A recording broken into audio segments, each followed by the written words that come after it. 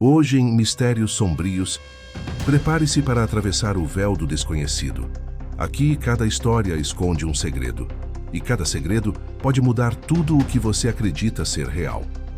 Você está pronto para descobrir o que o mundo tentou esconder de você?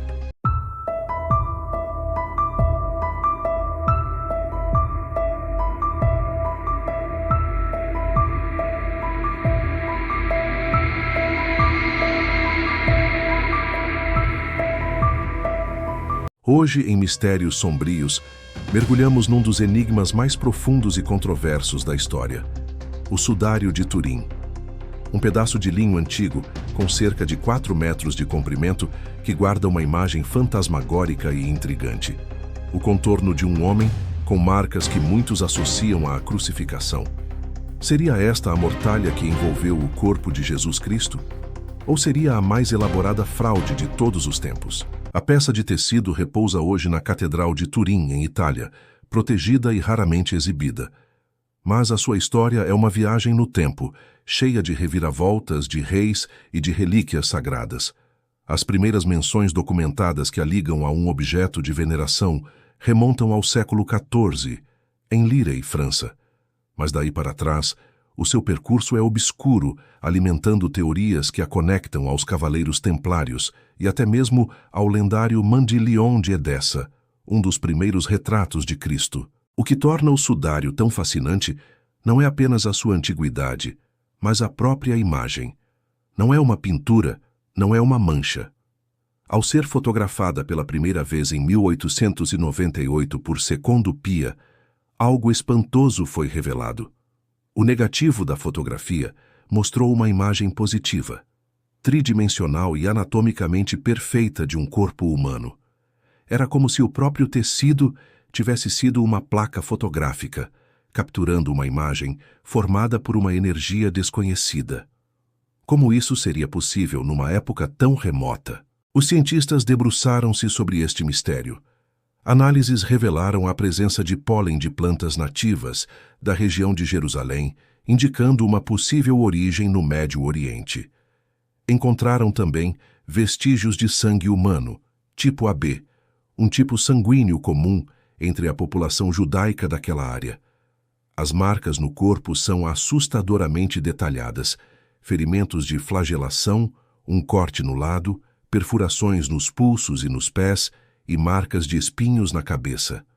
A correspondência com os relatos bíblicos da paixão é, no mínimo, perturbadora. Mas a ciência também trouxe dúvidas. Em 1988, o famoso teste de datação por carbono 14 foi realizado em 3 laboratórios independentes. O resultado foi um choque. O sudário teria sido fabricado entre os anos 1260 e 1390, em plena Idade Média. Para muitos, o caso estava encerrado. O sudário era uma falsificação medieval, uma obra de arte genial, mas ainda assim, uma fraude.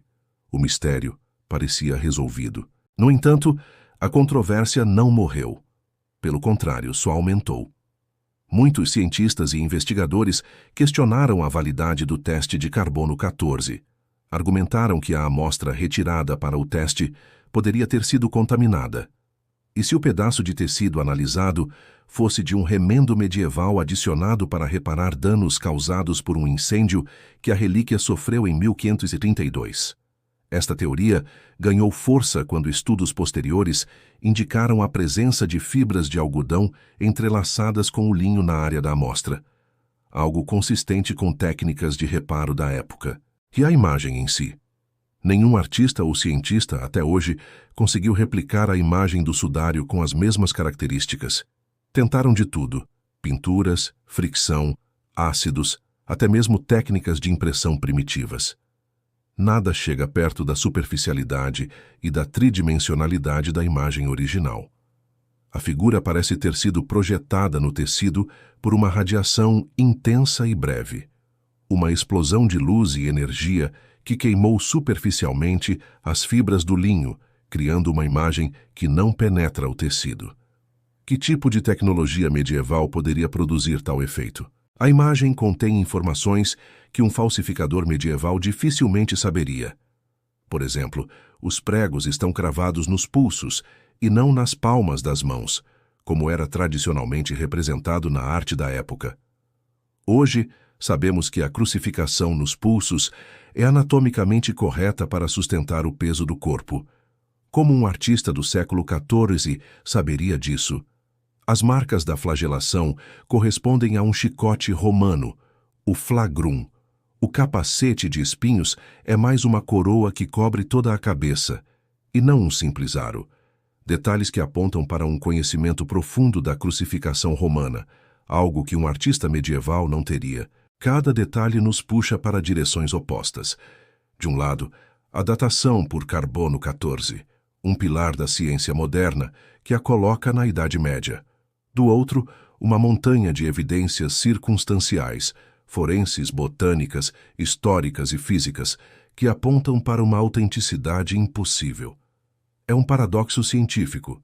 Se for falso, como foi feito? Se for verdadeiro, como se explica? O sudário desafia as nossas certezas. Ele vive na fronteira entre a fé e a ciência, entre o milagre e a fraude.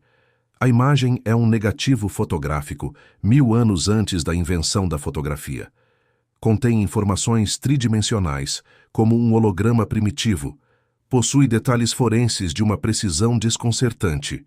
Talvez a resposta não esteja em escolher um lado, mas em aceitar o mistério. O sudário de Turim pode não ser a prova definitiva da ressurreição, mas é, sem dúvida, um testemunho do poder duradouro de uma história que moldou o mundo. A imagem do homem do sudário, seja ele quem for, olha-nos através dos séculos, silenciosa, enigmática. Ela não nos dá respostas fáceis. Em vez disso, ela nos faz perguntas. Perguntas sobre a nossa história, a nossa fé e os limites do nosso conhecimento. É um objeto que nos força a questionar o que acreditamos ser possível. Uma imagem que parece ter vindo do impossível, gravada num pedaço de linho, para ecoar através da eternidade. A verdade sobre o sudário de Turim talvez nunca seja totalmente revelada. E talvez seja exatamente esse o seu propósito: permanecer como um mistério sombrio, um sussurro do passado que continua a nos assombrar e a nos fascinar. O que você acha? Obra de um gênio medieval ou um milagre inexplicável? Deixe a sua opinião nos comentários. Se você gostou de desvendar este enigma conosco, não se esqueça de deixar o seu like, se inscrever no canal Mistérios Sombrios e ativar o sininho para não perder as nossas próximas investigações. Obrigado por assistir e até o próximo mistério.